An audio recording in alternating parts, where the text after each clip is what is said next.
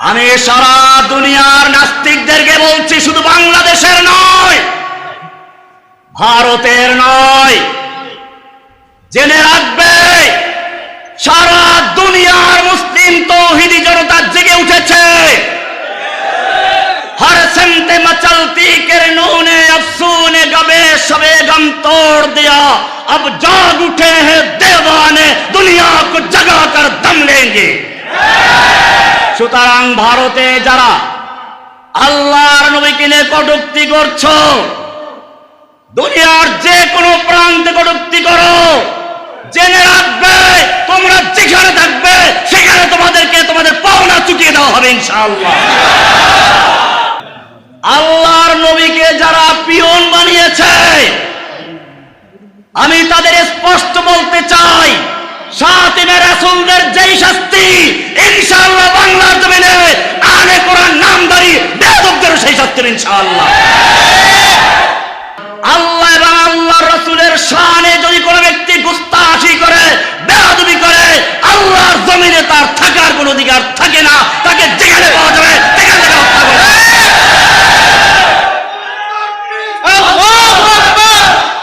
আমরা এই সমাবেশ করছি এমন একটি মুহূর্তে যখন সারা বিশ্বের কাফের শক্তিগুলো ঐক্যবদ্ধভাবে মাঠে নেমেছে, কিভাবে মুসলিমদের নাম ও নিশানা পৃথিবীর মানচিত্র থেকে মিটিয়ে দেওয়া যায়। तौहीद की अमानत सीनों में है हमारे, तौहीद की अमानत सीनों में है हमारे, आसान ही मिटाना नाम ও নিশা हमारा। আমরা লক্ষ্য করছি ফিলিস্তিনি মুসলমানদেরকে যুগ যুগ ধরে হত্যা করা হয়েছে এবং বর্তমানে হচ্ছে।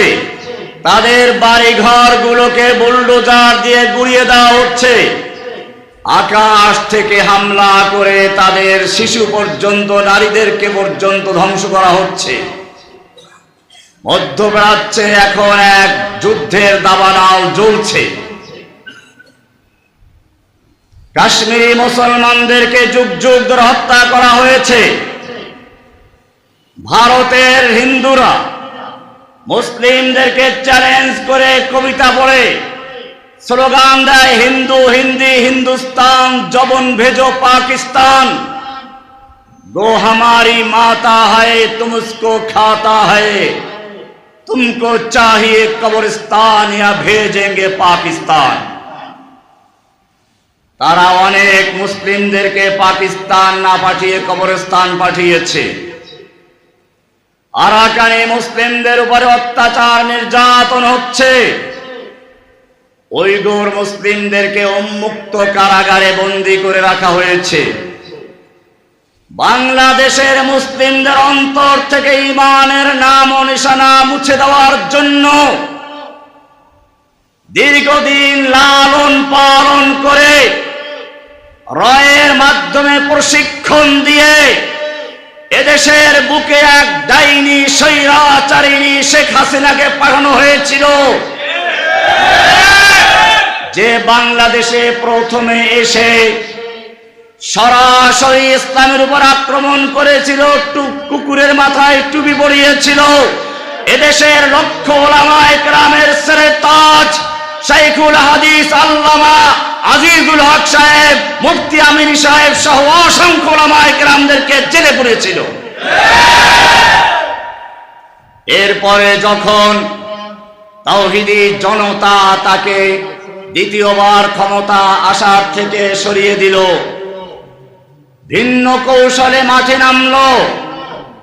এবারে প্রথমে হামলা করলো এদেশের যে সমস্ত উলামায়ে কেরাম তাওহীদের কথা বলে, আল্লাহর জমিনে আল্লাহর দ্বীনকে বিজয়ী করতে চায়, তাদেরকে বিভিন্ন ভাবে কালারিং করার চেষ্টা করা হয়েছিল।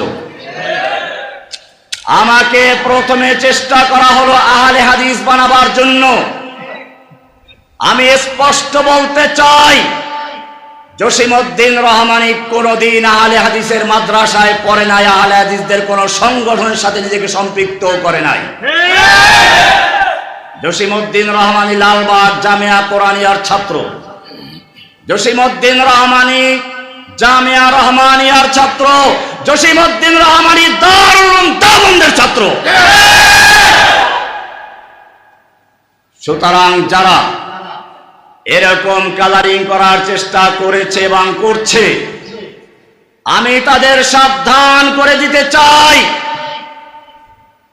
আপনারা যতই চক্রান্ত করেন, হাসিনার চক্রান্ত যেভাবে মাকড়সার জালের মতো ছিন্ন হয়েছে, আপনাদের সকল চক্রান্ত মাকড়সার জালের মতো ছিন্ন হয়ে যাবে ইনশাআল্লাহ। এরপরে হাসিনা চক্রান্ত করলো তার চেয়েও মারাত্মক। আল্লাহ এবং আল্লাহর নবীকে নিয়ে কটূক্তি করার জন্য একদল নাস্তিক মুরতাদকে লেলিয়ে দিল। শাহবাগ আন্দোলনের নামে, গণজাগরণ মঞ্চের নামে সারা বাংলাদেশের মুসলিমদের ঈমান আকীদা নষ্ট করার জন্য নাস্তিকতাবাদীর জাগরণ সৃষ্টি করা হয়েছিল। আমরা তখন বলেছিলাম,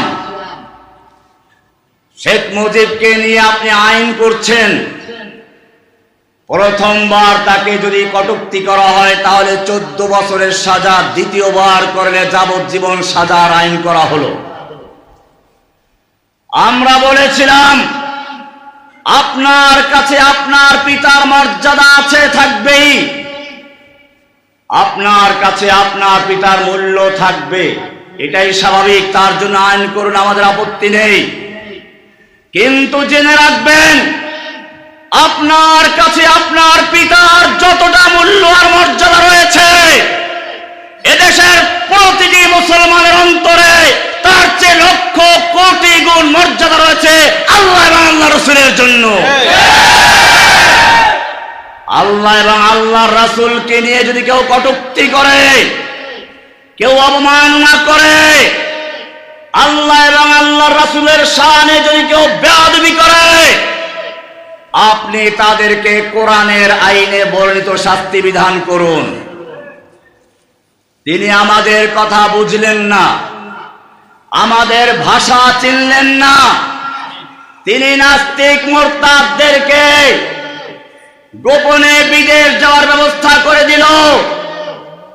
তখন আমরা চিন্তা করলাম, আল্লাহর কোরআনের আইন বাস্তবায়ন করার জন্য এদেশের তৌহিদি মুসলমান যথেষ্ট, তোমাদের কোনো প্রয়োজন নেই। আজকে আপনাদেরকে পরিষ্কার বলি, ভালো রেখে শুনুন, ভালো করে শুনুন। কোরআনের সূরা আহজাব 33 নম্বর সূরার 60 এবং 61 নম্বর আয়াত পড়ুন। 57 নম্বর আয়াত থেকে শুরু হয়েছে।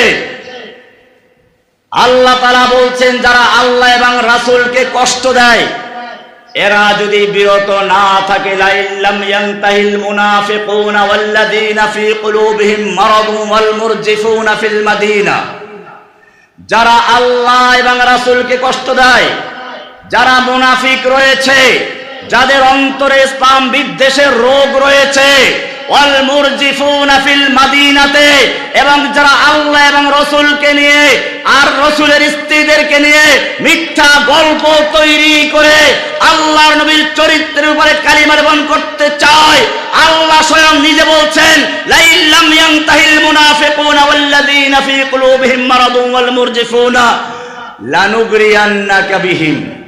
হে নবী, আপনাকে তাদের বিরুদ্ধে আমি খেপিয়ে দেব, উত্তেজিত করে দেব। কে বলেছেন? এখানে শেষ নয়, আল্লাহ বলছেন, আইনামা সুকিফু, তাদেরকে যেখানে পাওয়া যাবে উখিযু, পাকড়াও করা হবে, অকুত্তিলু তাকতিলা, এবং তাদেরকে নির্মম ভাবে কেটে টুকরো টুকরো করা হবে।